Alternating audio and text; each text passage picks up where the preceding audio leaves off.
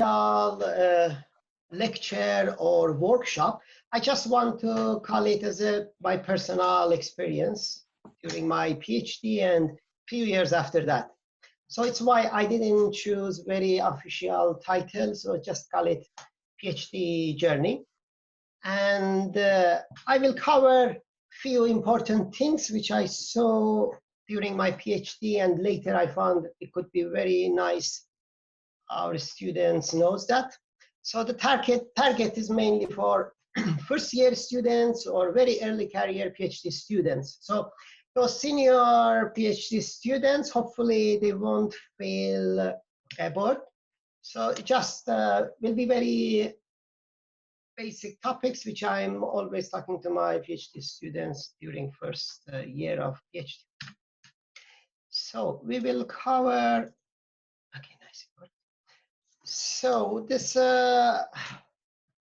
today's talk is, I will go very brief introduction about my research and myself, and then I will talk about managing project, literature review, publication, how to prepare for future career, and how to build a very strong profile for your future during your PhD. So as my friend mentioned, I'm lecturer in robotics in Department of Electrical and Electronic Engineering, University of Manchester. And my background is, my undergrad is computer hardware engineering. I graduated in 2005. MSc in 2010, again, computer systems engineering. And my PhD was in 2015, computer science. My first message here is that you can see my background was completely a computer, but now I'm lecturer in control systems group and in robotics in Department of Electrical and Electronic Engineering. None of these keywords appear in my background study. So the first message is, it doesn't matter what is title of your research.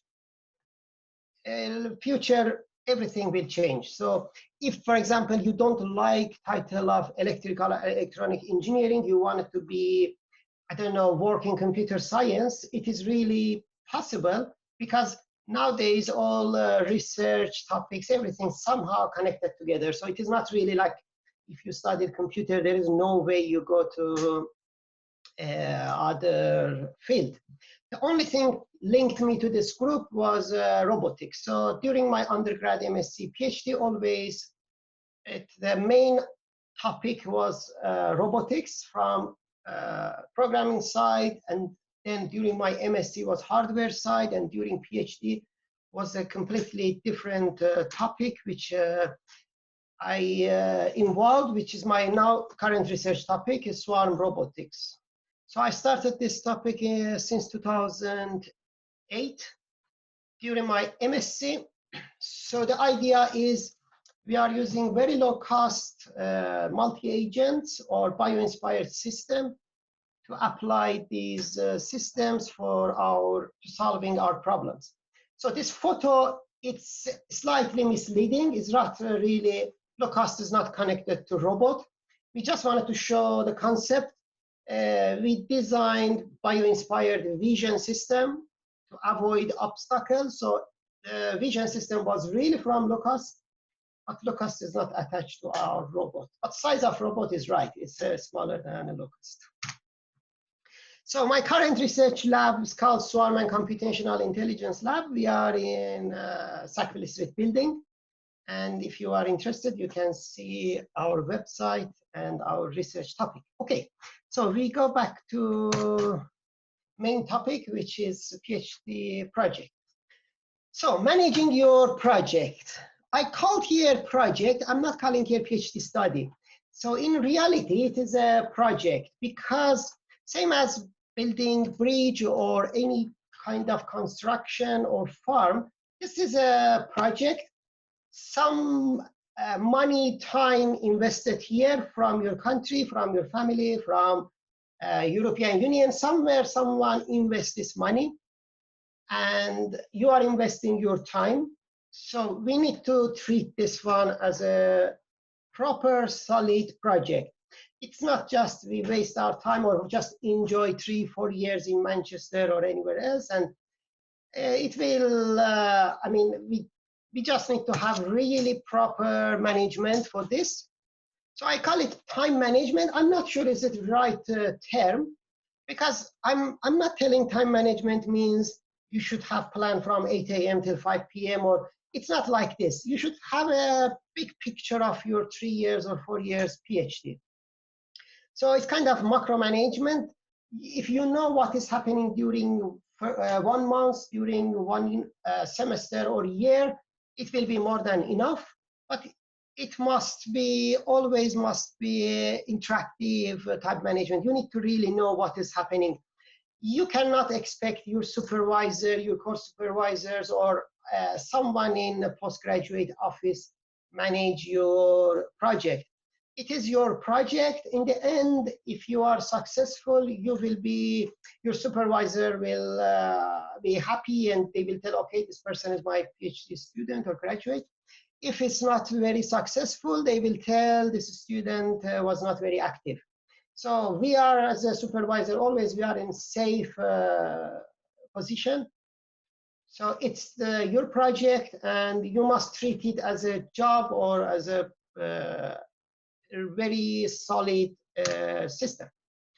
Of course, this is not same as construction or building project. So if you check when they want to build a house, and if they want to, it looks like their neighbor house, they just need to copy paste and make another house next to that neighborhood.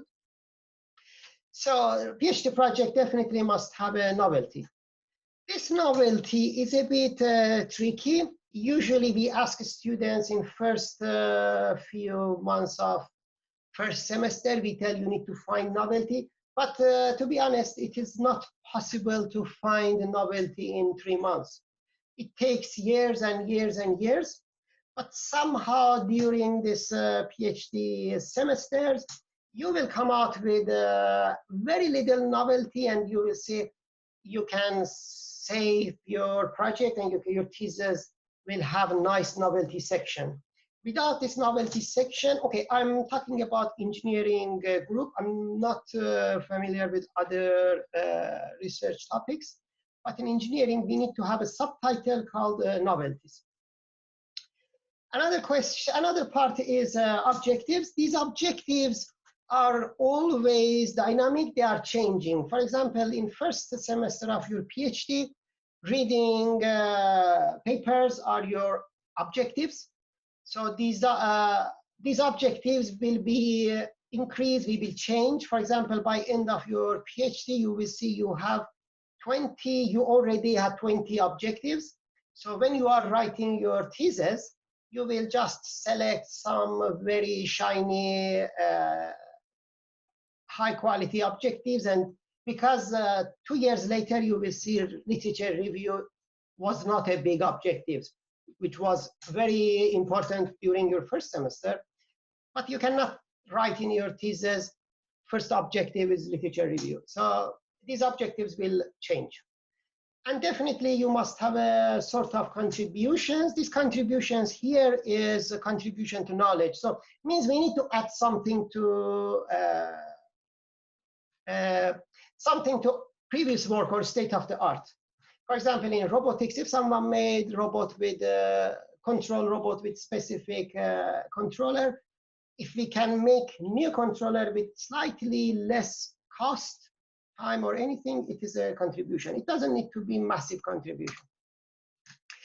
Again, for engineering group, we need to have mathematical modeling. So to build this theoretical concept and mathematical model, it is very important to start from very early stage. Usually for those strong PhD theses, they have one chapter called mathematical model of system or theoretical concept. It must have a solid mathematical background. It is not like you need to know everything about that topic's math. As an example, in swarm robotics, we use probabilistic modeling. So it is very simple concept. So for example, my thesis had one chapter, probabilistic modeling. So it is just to show there is a mathematical model behind of this research. Even for applied projects, it is very important to have mathematical model. So plan your final thesis in first semester. It is really, maybe it's not realistic, but it really works.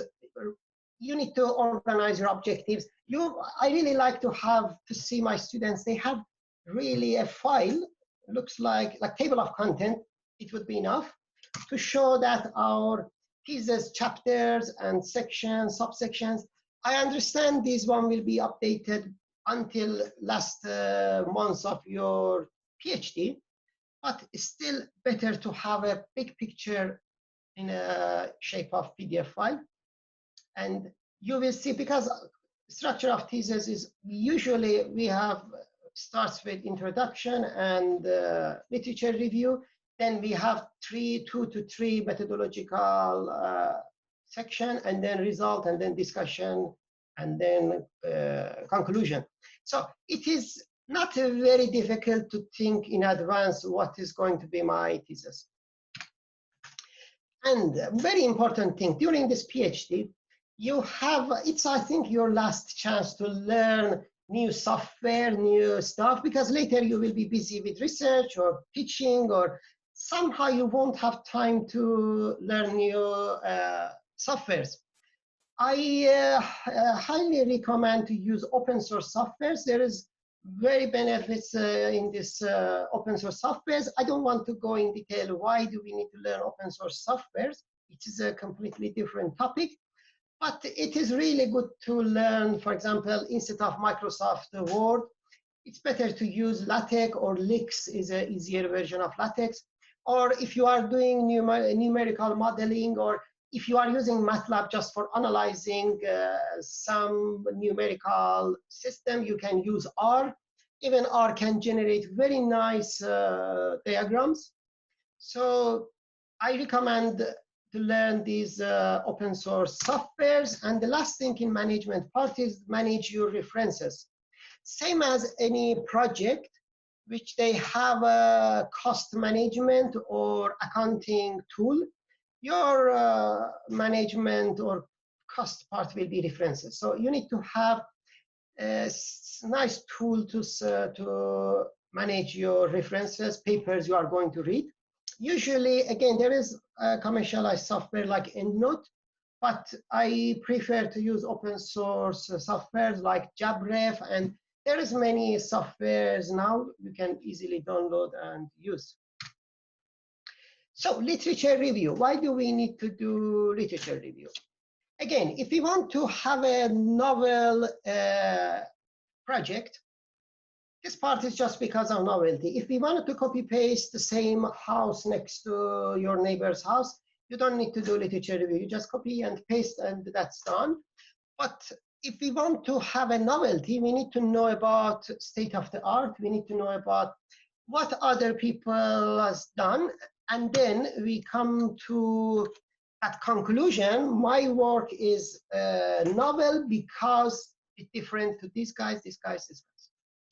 There is the different method of literature review. One of them is systematic review, which is very comprehensive, very difficult, but it's not very usual in engineering department, because this one needs time and you need to dive into thousands of papers.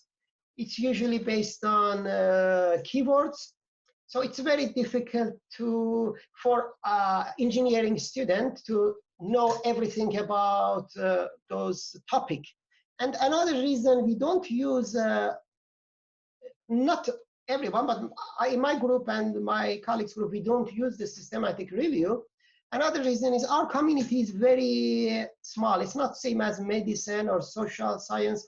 We are very small communities, small group. For example, Swarm Robotics, maybe they have, maybe totally we have maybe 100 people, 200 people doing Swarm Robotics. So it is manageable to be up to date. So what we use for literature review in engineering department is we are using very basic tools, which is, again, is connected to social research, which starts with we should first understand our research topic. So we need to know about this research topic. Understanding research topic doesn't mean, I mean, all of us, we know title of our research, but really takes months and months and years to understand really what is, for example, swarm robotics. So it's very important to know your specific topic in depth. So if you know in depth what is, for example, swarm robotics, so you won't just rely on keyword. There is maybe a paper starts with swarm robotics, but inside is not swarm robotics. So I don't need to read that paper. So you need to build a strong knowledge about that topic. But another easiest way to choose these papers is it's better to know those top research teams in UK, EU, worldwide. In every topic, there is 5-10 very top research groups which are doing almost similar topic. It's very important to know those teams. I will also come back to this one. Why do we need to know these teams? One of important things is we need to follow these teams' works. Okay, so if we just follow this 5-10 top people's publication every month, every year, means we will be up to date. Again, I don't tell this one can compare to systematic review, but it is a kind of shortcut to be up to date and to generate a nice literature review. Number 3 is find the top 4, 5, 6 journal papers in your topic. Again, this is very important to see what is the important publisher or journal titles in your field. We are not in business, so don't rely on those numbers like impact factor or all those numbers. It's for just marketing, okay? So there is some journals, maybe impact factor is very low. It's not very high, like 1 or 2, but it is a very top journal in that specific field. Again, in number 2, I mentioned research team. To find this top research team doesn't mean that research team must be in top university. Sometimes there is a research topic, specific research topic, which is not in university number 1 or 2 or 3. So again, don't see those numbers, university, top 5 university of world must have top research team. It is not like that. Again, those numbers are for maybe marketing. There is different models to generate those numbers. But our research is very specific topic. It can be a research topic which is not done in top university. So we cannot rely on just the swarm robotic lab in top university and we tell they are top team. It's not like that. And another thing, before this one, number 3, again, I said finding top journals. Another, or the simplest way to find these top journals, check your supervisor's last 4 or 5 years publication. See where they publish, means they are those acceptable and they are those top journal papers in your field. So, and then make a very small Excel file, which each column contains title, year, lead team, how many times this paper is cited, and each row in that Excel file can be 1 paper. So by end of your PhD, this Excel file will expand horizontally and vertically. For example, horizontally means you will add more content like keywords, summary, or lots of other things you will add to this paper for each paper. And then vertically means you will read more papers and more papers. Usually by end of your PhD, you need to read at least 200 to 300 papers, but your reference list no need to be more than 40 or 50 papers. Keep reading and update your reference list. Okay, what kind of, it is not like that you work, you tell my first 6 months of PhD is a literature review, and I'm going to rest of 2.5 years or 3 years, I'm going to do my research.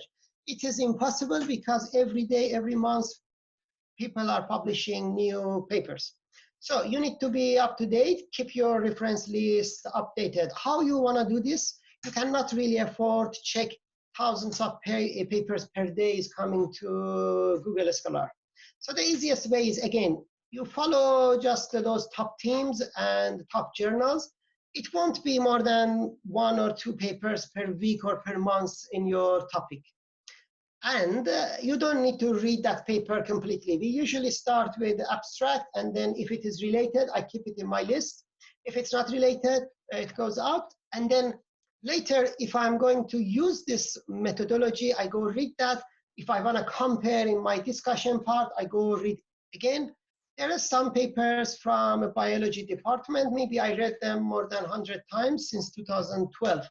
It is really, you cannot read one paper once and know everything about that paper. You just need to keep reading and reading. So it is a kind of, you need to make it a weekly habit. And another thing which I want to tell, and it's not very usual, is involved in reviewing papers. There is small conferences or journals, so your supervisors always they are reviewing paper. It is not a bad idea in last 2 years of your PhD or last year of your PhD. If you ask your supervisor, definitely they will let you to review paper. This has many benefits. One of them is you are starting to see how people judge another person's paper. So when you review other person's paper, you start to give comments and you start to see how they see your paper. Because when you write your own paper, you are involved in that topic for 2-3 years, you know everything about that. But when reviewer or examiner receives that thesis or paper, they don't know anything maybe about that. They know about concept, but they don't know about your work. So you will see what's the feeling of reading someone's paper in 13 minutes, and you need to give comments. So when they reject our paper or our proposal, it is just a normal part of our life. We get lots of rejected papers, accepted papers. So usually if you involve in this reviewing papers, you will start to build that another part of your research, which when you are writing paper, the way you will write will be kind of readable by different reviewers or audience. So it is not usual PhD students involved, but it is not unusual. So try to involve if you are in last year of your PhD. Now publication. Why do we publish papers? So again, this is a project. Project must have output. If we are studying PhD just because of a page tells a PhD degree, it really doesn't worth that A4 paper. We spend 200, 300,000 pounds and 3-4 years of life just for that paper. And that paper, it is just a doctor title, so it is not really big deal. But the thing will stay with us forever. It is our publication list. We need to publish paper because of our only academic output is paper. We can't do, okay, teaching is another way, but as a PhD student, you just have one product, which is your papers. We need to share our finding, but I don't want to focus on that part. I'm just going to see as a selfish way. I need to publish paper because I need to build my CV. So we need to publish papers. As a farmer need to generate, for example, apples. There is different quality apples. If we generate high quality papers, we will sell it with a higher price, and our CV will get very high rank. If we generate a low quality product, it will be sometimes difficult. And sometimes actually some papers, after 5 years, you feel, I wish I haven't published that paper. So when you are submitting paper, try submit to your toppest journal you know. Let them to reject. They will give you lots of comments, improve paper. Again, so the way, I mean, You need to start plan in advance and always hit highest quality possible. So plan in advance is the another important thing is there is two-way or two type of PhD research. One group likes to focus on their thesis, write thesis, finish thesis, and then when thesis is ready, they make 2-3 journal papers with that thesis. Okay, this is one way. Another one is they focus on journal papers. They publish 2 or 3 very good journal papers during this 3 years, 4 years, and then they translate this thesis, these papers to a journal, to a thesis.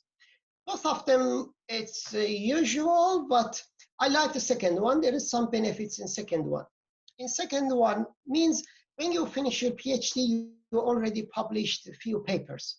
But if you choose that first one, which is write your thesis first and then make it a journal, in that case, actually will be, if you want to publish in top journals, you need to wait at least 1 to 2 years.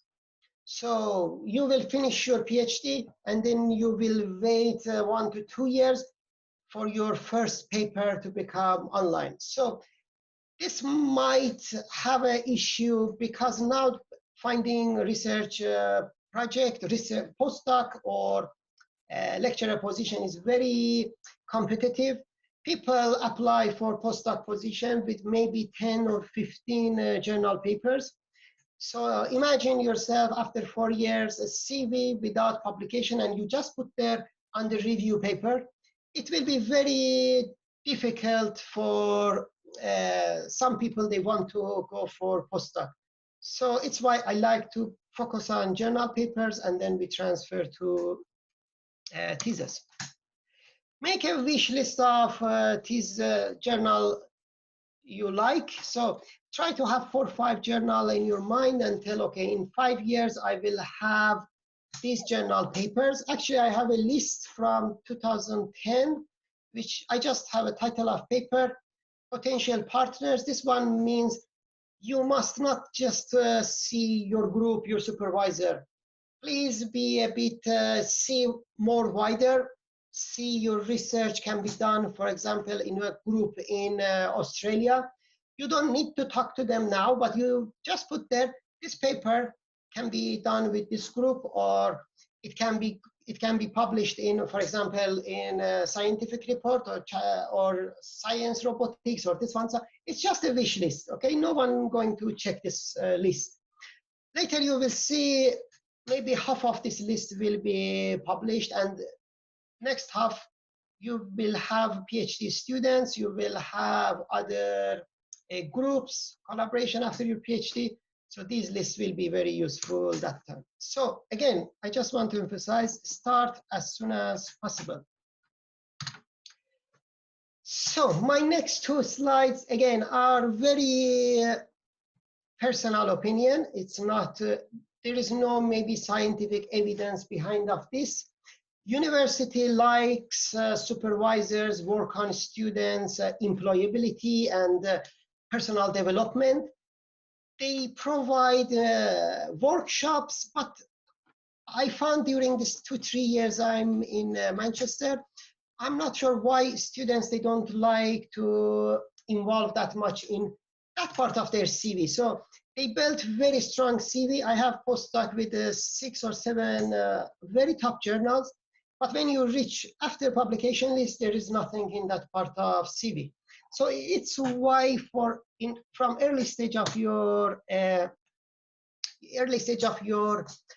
study, it's better to think about what I'm going to be in after my PhD. So one of best options, in my opinion, is a joint research institutes. These are independent research organizations. Sometimes they collaborate with universities, but they are independent. They have money, they have huge grants, so it's a kind of dream place for research, for us to do research. Second way can be university. You can join as a lecturer, senior lecturer, professor, which brings three types of future career. Is a research only, can be postdocs or research fellow, or even we have lecturer contract, just research. Another one is a usual lecturers, is research and teaching. So usually they start with 50-50. For example, my contract is 50-50, but future, for example, if you have more research, you increase weight of that. So become, for example, 80% research and 20% teaching. Or if you like more teaching, you reduce your research. So you have 70% teaching, 30% research. So it's kind of dynamic contract. Yearly, you can update this one with university. And another one is a teaching only contract. In this one, you just focus on teaching. Those colleagues, they like to involve only in teaching, they go this way. So here, university don't allow you to apply for grants. You cannot do, officially you cannot join as a researcher, but you just need to do teaching. And the third one is industry as an engineer. So these three future, I know none of us, we can, from now, we cannot 100% sure which one I'm going to do after my PhD, but your CV must be tailored for specific, if, for example, you want to be researcher in research institute, from today you must focus on specific part of your CV which makes you as a strong candidate for that research institute.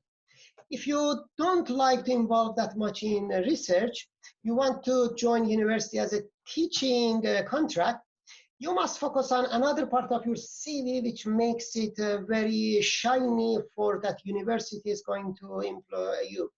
For example, I just give very simple examples. If you want to go for teaching only contract and during your PhD, okay, definitely we are doing research, but you can ask your supervisor or you can ask other colleagues and ask them, I want to be a teaching assistant, or you can work as a demonstrator. Okay, University of Manchester, they also pay for these contributions, but you can also, if you see the group, they don't want to pay for that specific role, it is still voluntarily if you join this kind of activities, it's not a bad idea.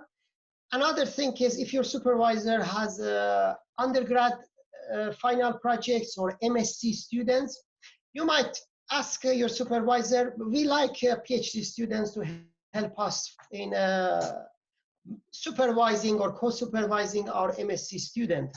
So when you are involving in this kind of activities, you build that part of your CV, which 3 years, 4 years later, it will be very useful for when you are applying for job. Or if you want to go industry, you have strong plan to join industry.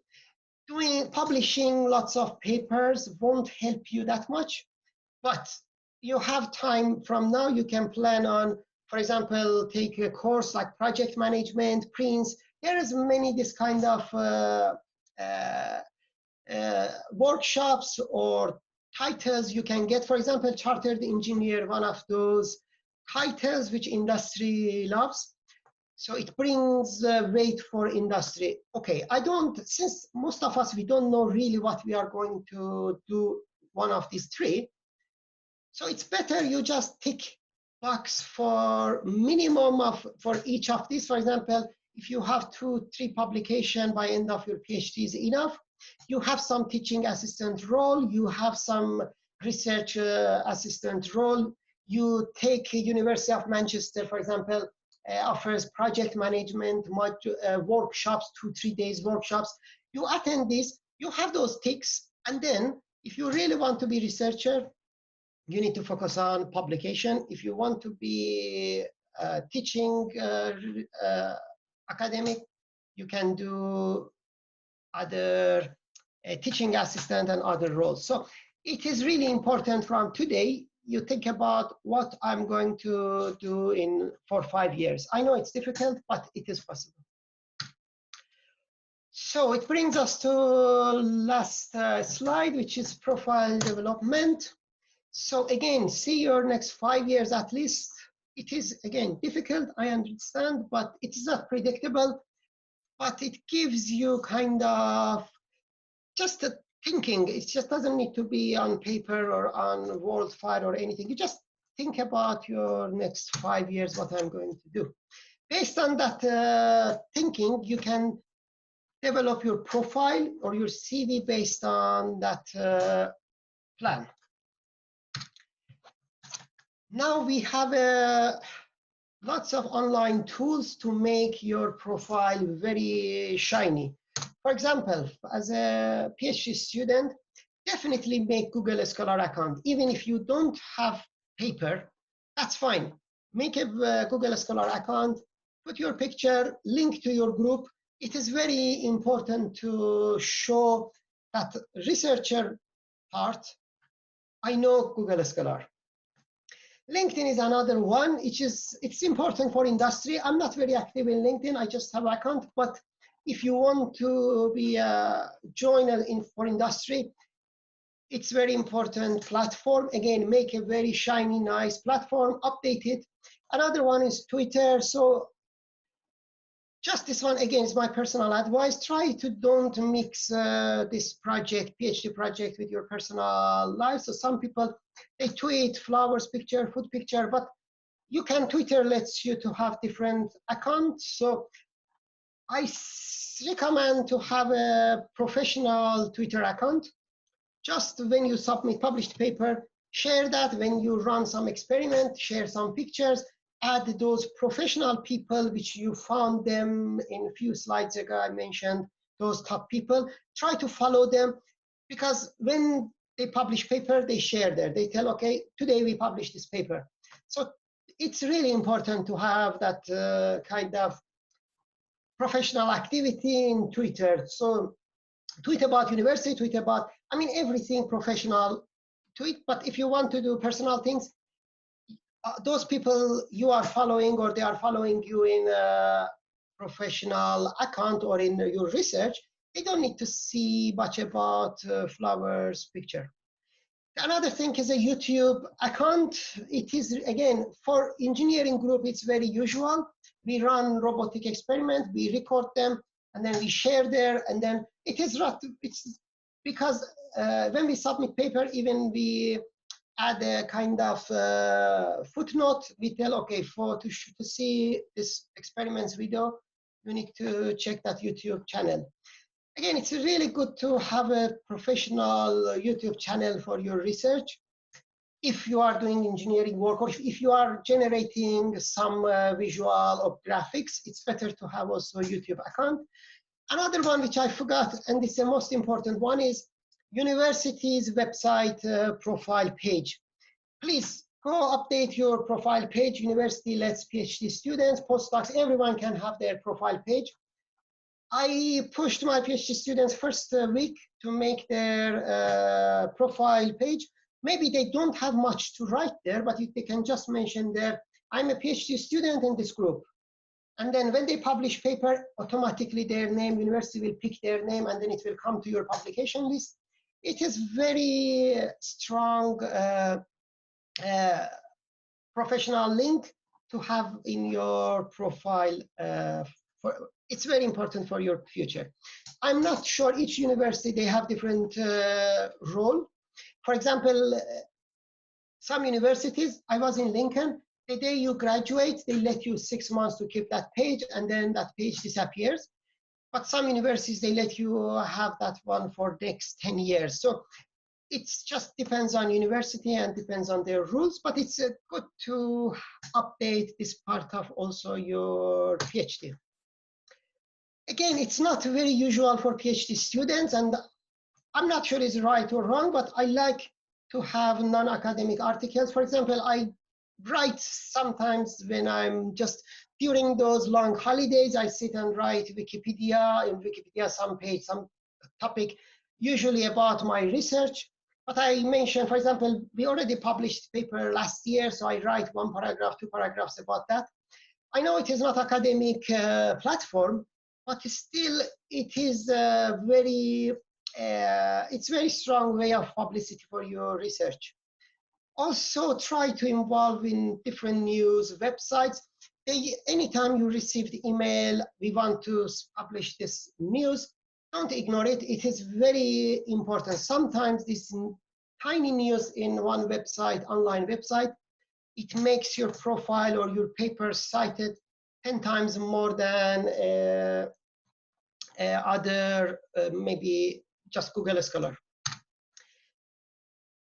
And another thing, in present you're working conferences, definitely attend conferences, even if you don't have paper, submit just poster. If they accept some new conferences, they have late breaking results, go for this kind of conference. Most of universities, they support, they pay all these registration fee. Every year you have 2-3 allowance for 2-3 conferences. Try to attend these conferences. Exhibitions, maybe it's not academics, but trust me, it's very important to go present your work in kind of exhibitions, in science, kind of science events. For example, in UK, there is like Big Bang or Blue Dot, this kind of events. When you go there, people ask questions about your work. You understand what kind of questions raised from your research, which you never thought about. So it's not scientific platform, but it opens different point of view about your topic. Another thing which is not maybe usual, but try to visit those research teams or universities. University of Manchester, per se, they support you go 6 months. For example, they call it thesis writing time. You can go 6 months to one of top universities. For example, we had students and colleagues, they went to Berkeley. They stayed there 6 months for just writing thesis. Or during your research, if you know those strong research team, you can go there, for example, go to Switzerland and stay there 3 months, 6 months, 1 year. It is very, very important to see many different strong teams and strong universities. It will make your profile very shiny. And I think this one, the last point is share your code, design, data set, anything you have, please share, but of course after publication. Sometimes we publish paper and then we hide all those data. It is not useful. You just see like this, if another new student starts their PhD, if they have these ready results and codes and data sets, it will be very useful for them to continue your work. So if they continue your work, they are going to cite your paper, they are going to follow your work. So same times it's increase your visibility of your research. At the same time, you are sharing everything open source. For example, for code, we have GitHub or this kind of platforms. I'm not sure, for example, for design, definitely there is design for mechanical engineering or data set.